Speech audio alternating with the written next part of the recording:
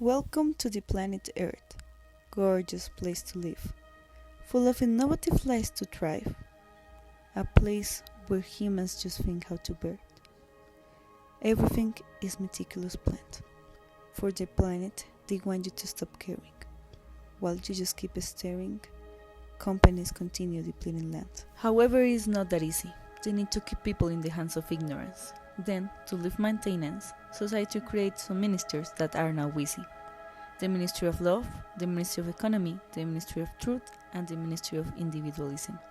The main minister to get in grip with maintaining pollution is the Ministry of Economy, full of entrepreneurs whose only desire is to make profits. Their whole purpose is to make you spend money, to make people think they are in the golden age every morning.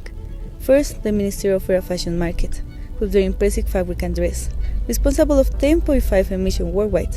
But if people want to feel as models, that fact should not be spelled. Energy is the fuel of our existence. That's why the minister gives us options from everyone to choose. Fossil fuels are produced everywhere, so there is nothing to lose. And mentioning the amounts of carbon dioxide they generate is something from which the minister should keep distance. Assuring agriculture and abundant production is a responsibility of the minister, so they must introduce the god of deforestation, because the sacred land of crops must be in order. The minister can take you everywhere, selling fancy cars, massive airplanes, and substantial boats. Although every time they are your driver there are more emissions.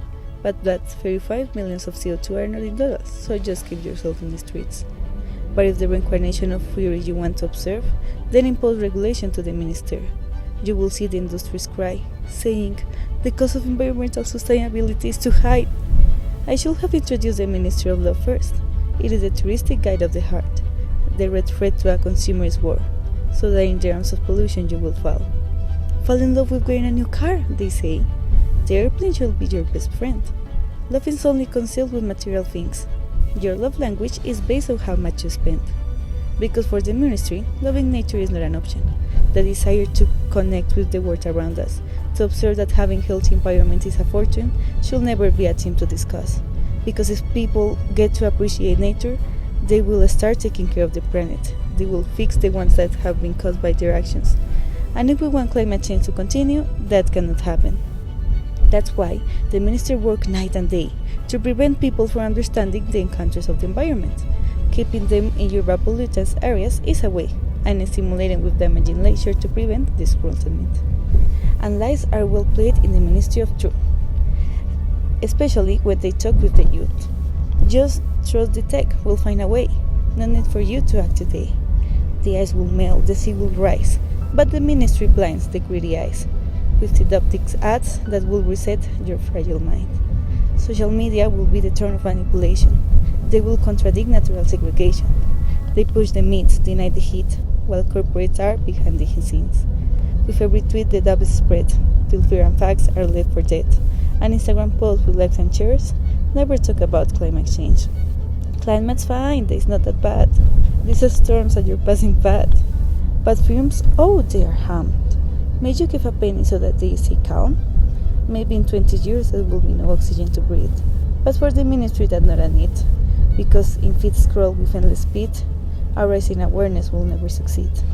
And finally, the Ministry of Individualism. Its office is located in our minds, the kings of selfish intellectualism that prevent us from being kind. Individualism fuels the flame, as we forget the common name. For the grip of me and mine, we miss the sign, we cross the line. Each choice we made for self, for gain, forgets the earth feels all the strain. Because at the end of the day, the environment is the one that pays. For the minister, the future is not a concern. No age in the present is stubborn. Those generations will have to see how to cope when there are no trees. Just chase our dreams, run the race. Never stop to see the place where forests fall and oceans rise, and global natural habitats reduce its size.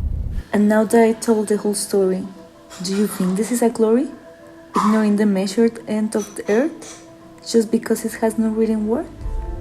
Through the noise some voices rise, demanding change, unveiling lies. So go fight and make it known. The climate fate is ours alone. Ministers could be silenced, with no need of violence. Just don't be swayed by the words they spin. The fight for truth must now begin.